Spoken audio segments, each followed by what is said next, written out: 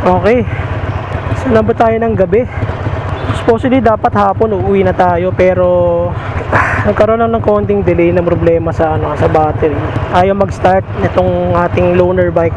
Gagamitin natin ito bukas sa ride. Siguro sa tagal hindi ginamit.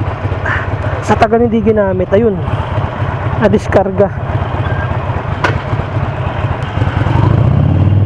Kaya pag maraming motor, dapat lagi rin ginagamit or magpalit-palit.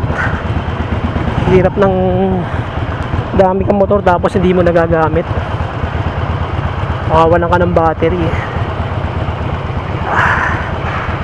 Traffic dito.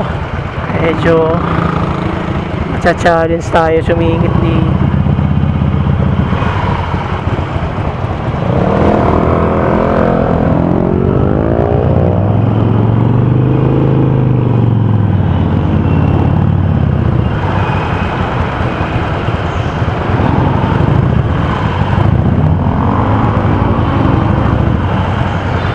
Traffic.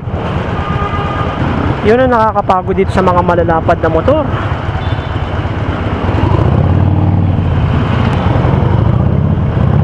Sabit pa rito sa step yung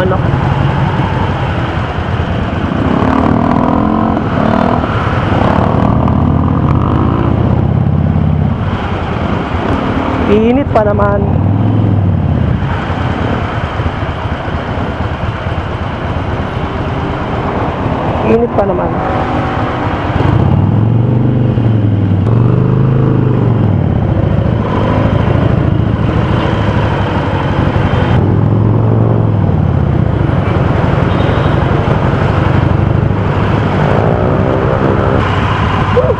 Traffic.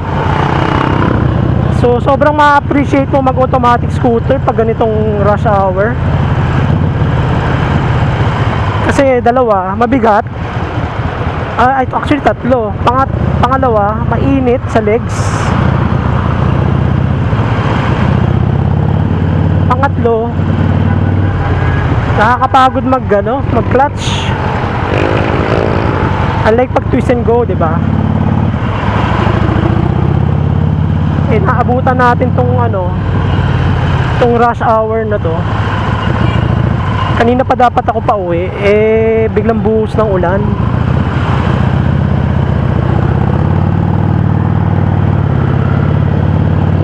So parang ngayon, parang mas okay pa yata na medyo naulanan ako kaysa yung ma-traffic. Ewan ko lang or maybe sanay lang ako sa small bike na automatic. So nakakabilib talaga yung mga pinang-daily, lalo yung mga sport bike na nakayuko. Nakaw, hirap nun. Traffic pa rito. Yung taas na.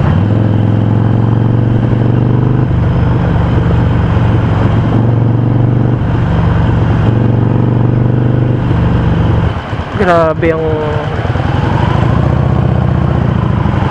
traffic.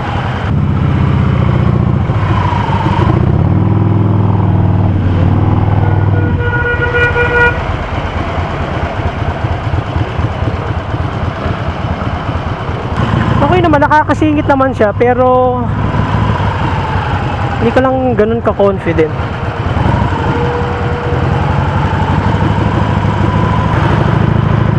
So, riding comfort, wag sana magalit sa akin yung mga nakaganitong model, pero sa height ko, ako 5'4 and a half, 5'4, hindi ganun ka-comfy. Kumbaga naka-forward ng konti yung arms, pero naka-forward din yung paa. Tapos ang init ng right side, kung nasan yung pipe, napakainit pag ito mabagal. As in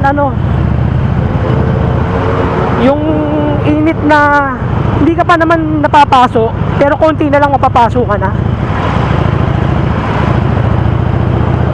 So hindi yata talaga pang traffic to. Nagkataon pa na nasubukan ko to sa pinaka worst time of the day, which is tong ano na, pa 6 o'clock na. Tapos QC to Fairview, di ba? Yari tayo rito.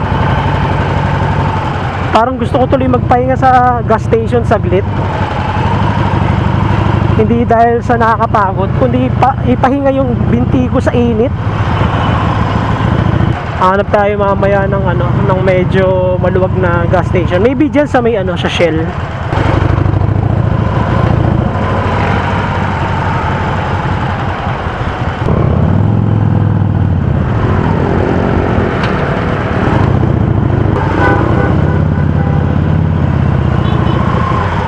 Hardcore.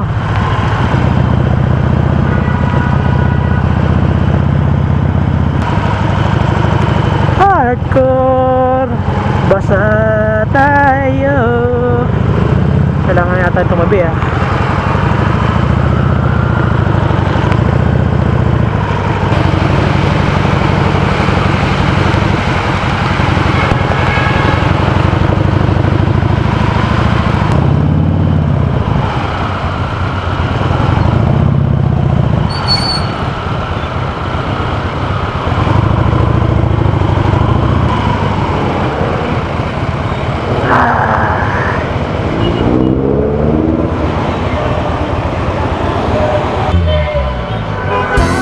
Biglang buhos.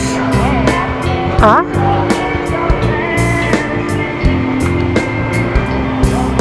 Kakasakit tayo nito. Kaninang init.